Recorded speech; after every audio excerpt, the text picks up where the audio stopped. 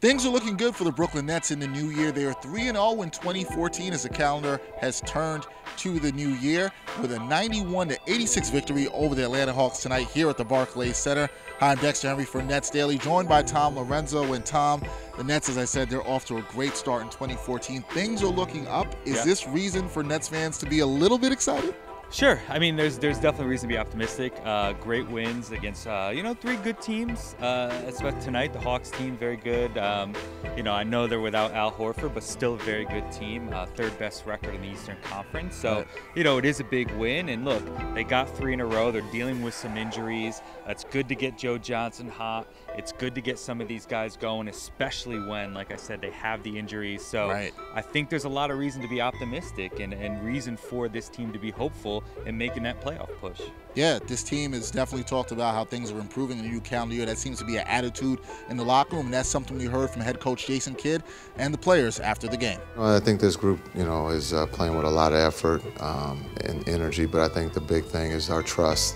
We were playing pretty good there in that first maybe 17 minutes, and then all of a sudden we had a little lapse. And we couldn't get stops, we couldn't make shots, but the guys stayed together. We went into halftime down, and we came out and we went on a run. Ever since the new year, we've obviously tried to turn this thing around, and not just from an effort standpoint, but for each other's standpoint. It started in OKC when you start to see guys playing for one another.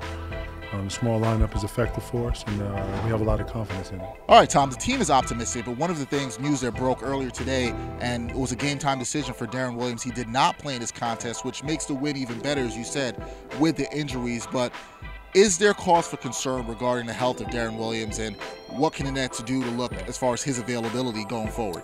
There's always cause for concern, especially when it comes to his ankles. Darren's had issues with his ankles. He's missed 7 games this year. So there is certainly a reason why you should be concerned if you're a Nets fan, and why the Nets should be concerned. But look, there is optimism. They're playing well. Sean Livingston's done a great job filling in. Again, they're showing off their depth. They're showing guys come off the bench like Mirza Teletovic, like Allen Anderson. They do have a tough road coming up, tough schedule, but I think the Nets are playing well.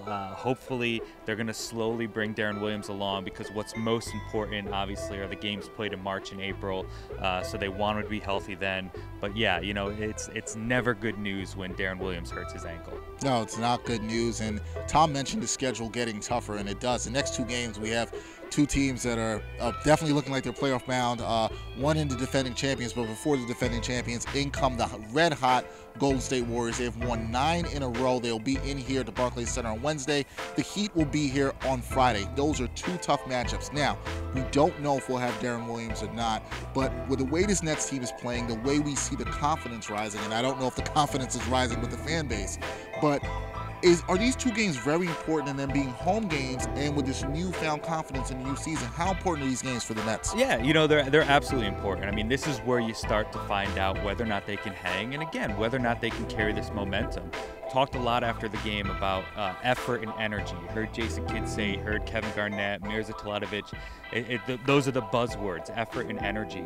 And I think they're going to need to bring a lot of effort and energy against the Warriors, against the Heat, and even next week against, you have the Raptors on Saturday, and then the Hawks in London next week. So, it's not going to be any easier from here on out, especially over the next week and a half. So they've got to maintain that effort, got to maintain that energy. And if they can pull out a couple wins here over the next 4, that's where we're going to know if this team's really legit and really looking to make a playoff run. Yeah, Nets fans have to be excited about the test that lies ahead for the Nets, and one of the things you want to see is that they're going to start winning games here at the Barclays Center at home. That's the key to putting together a good winning streak and a good stretch of games where you can win. That's it from here at the Barclays Center, where the Nets won 91-86 over the Atlanta Hawks. We'll have more coverage for you later this week with the Warriors and the Heat game this week, so should be some fun times. For Tom Lorenzo, I'm Dexter Henry for Nets Daily.